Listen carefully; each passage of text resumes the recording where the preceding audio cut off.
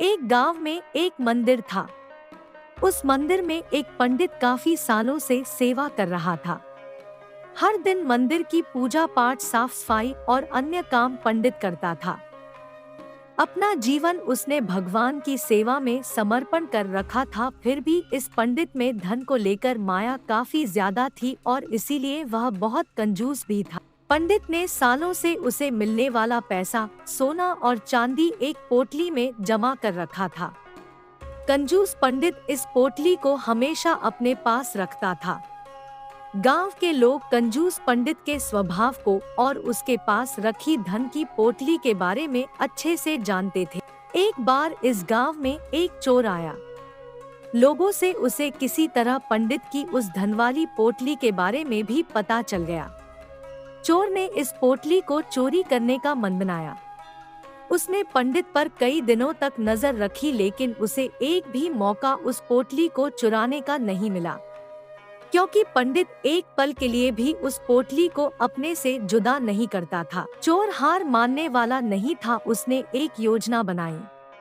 चोर ने पंडित का शिष्य बनकर उस पोटली को चुराने का तय किया। चोर भेष बदलकर पंडित के पास पहुंच गया और उसने पंडित की काफी तारीफ की।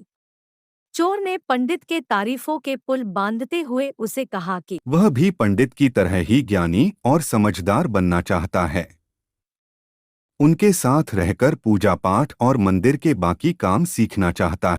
एक अनजान व्यक्ति के मुंह से अपनी इतनी ज्यादा तारीफ सुनकर पंडित को बहुत अच्छा लगा और उसने उसे अपना शिष्य स्वीकार कर लिया।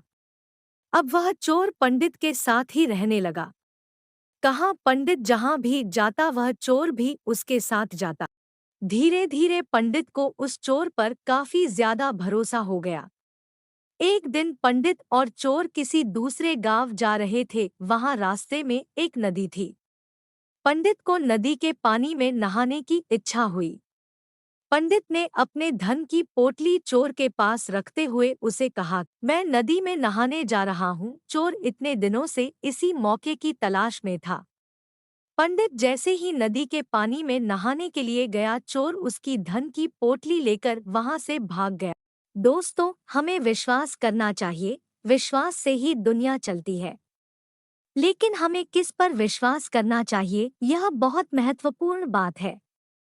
हम किसी ऐसे अनजान व्यक्ति पर बिल्कुल भरोसा नहीं कर सकते जिसे हम अच्छे से जानते ना हो, जिसके बारे में जिसके भूतकाल के बारे में हमें ज्यादा कुछ पता ना हो।